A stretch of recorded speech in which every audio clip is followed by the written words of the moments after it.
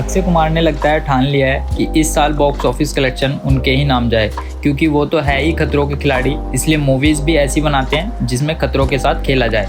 नमस्कार दोस्तों, आप देख रहे हैं खबरी टुकड़ा और आज मैं आपको बताने जा रहा हूँ एक ऐसे मिशन के बारे में जो शायद ही लोगों ने सुना होगा या उसके बारे में जानते होंगे, क्योंकि ये ऐसी कहानी है जो कई सालों तक गुप्त रही है। अक्षय कुमार की upcoming movie mission Raniganj the great Bharat rescue जो 6 अक्टूबर को रिलीज होगी। यह फिल्म रानीगंज कोलफील्ड में एक real life Indian coal mission और जसवंत सिंह गिल पर बेस्ड है।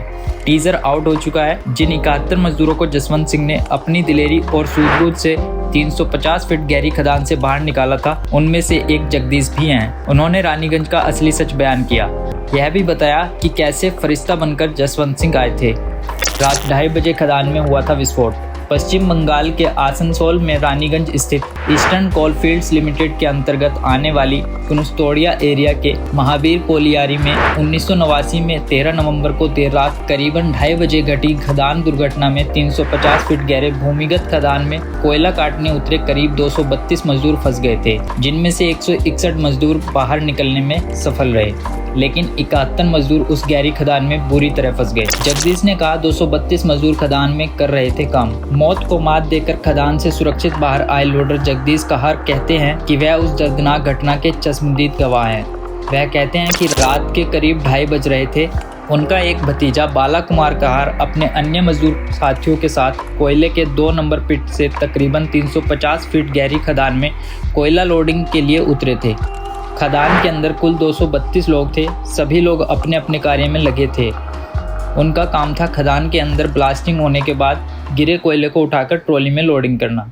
सभी मजदूर काम में लगे हुए थे। तभी एक खदान में अंदर एक तेज धमाका हुआ और आवाज आई, भागो भागो। खदान में काम कर रहे सभी मजदूरों के होश उड़ गए। वह भागने वाले ही थे कि खदान के अंदर समंदर की लहरों से भी तेज रफ्तार में बह रही लहरों के बीच फंस गए। उन्होंने कहा कि खदान में पानी तेजी से बढ़ता जा रहा था। उनके साथ खदान में उतरे कई मजदूर ऊंचाई की तरफ स्थित डोली की ओर भागने में सफल रहे, लेकिन 71 मजदूर 350 फीट गहरे खदान में फंस रहे थे। वह कैसे अपनी जान बचाएं, उनको कुछ समझ नहीं आ रहा था। कई लोग यह सोचकर रोने लगे कि अब वह जिंदा नहीं बचेंगे और उनकी मौत के बाद उनके परिवार को कौन देखेगा। ऐसे में कुछ मजदूरों ने अपनी हिम्मत जुटाई और रो रहे मजदूरों को समझाया कि वह अकेले नहीं मरेंगे। अगर मरेंगे तो सब साथ मिलकर और जिंदा बचेंगे तो सब साथ जिंदा बचेंगे। 6 अलग अलग जगहों पर डूबने लगे मजदूर। खदान के अंदर एक टेलीफोन लगा था और किस्मत से वह टेलीफोन भी चालू था। तो फिर उन्होंने देर न करते हुए तुरंत खदान के बाहर अपने कंट्रोल रूम को फ़ोन लगाया और उन्होंने खदान के अलग अलग 6 लोकेशन पर धीरे धीरे पानी में डूब रहे मजदूरों की खबर पहुंचाई, जिसके बाद मैनेजमेंट की ओर से उन 6 लोकेशन पर जमीन के अंदर होल किए गए और सबसे पहले खदान में फंसे मजदूरों को लाइट भेजी गई। फिर खाने पीने का सामान मुहैया करवाया गया। वहीं दूसरी ओर खदान से पानी निकालने के लिए लगाए गए एक से बढ़कर एक उपकरण फेल होते नजर आए।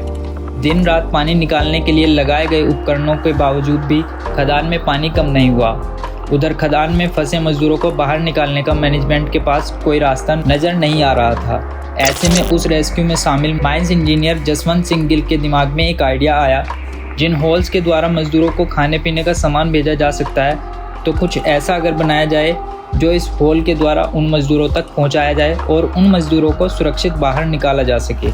जसवंत सिंह ने अपने अधिकारियों से बात की और कैप्सूल नुमा डोली बनाकर होल के द्वारा मजदूरों तक पहुंचाने को कहा। अधिकारियों को जसवंत सिंह की बात थोड़ी अटपटी लगी, पर खदान में फंसे मजदूरों को सुरक्षित बाहर निकालने का दूसरा कोई रास्ता नहीं था।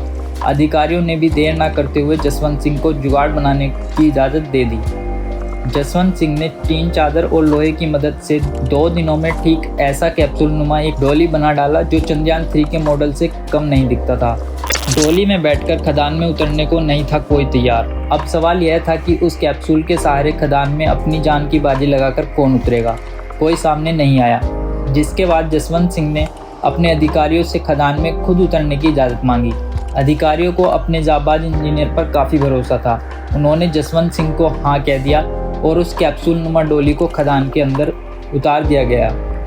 जैसे ही जसवंत सिंह खदान में फंसे मजदूरों तक पहुंचे, मजदूरों को यह यकीन हो चुका था कि अब उनकी मौत टल चुकी है, अब वह नहीं मर सकते। और ऐसे में खदान के अंदर ही मजदूरों में खदान से बाहर निकलने के लिए होड़ मच गई। जसवंत सिंह ने स्थिति को संभाला और उनसे कहा वह घबराए नहीं, सब एक एक करके बाहर निकले। जब वह सब बाहर निकल जाएंगे तब वह अंत में बाहर निकलेंगे। मजदूर जसवंत सिंह की बात सुनकर शांत हुए और लाइन में लग गए। एक एक कर वह खदान से बाहर निकले और ऐसे ही बाकी के 5 होल से जसवंत सिंह अपने कैप्सूल नुमा डोली लेकर खदान में उतरे और खदान में फंसे मजदूरों को सुरक्षित बाहर निकाला। जो लोग उस हादसे में बच गए थे और जब भी उनसे पूछा जाता है कि क्या आज भी वह हादसा उन्हें याद आता है, तो उनका एक ही जवाब होता है कि जब भी वह ये हादसा याद करते हैं तो उनकी रूह कांप जाती है।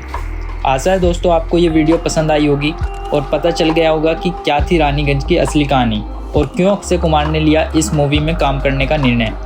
पर आज आप भी एक निर्णय लीजिए और जल्दी से हमारे चैनल को सब्सक्राइब और वीडियो को लाइक कर दीजिए।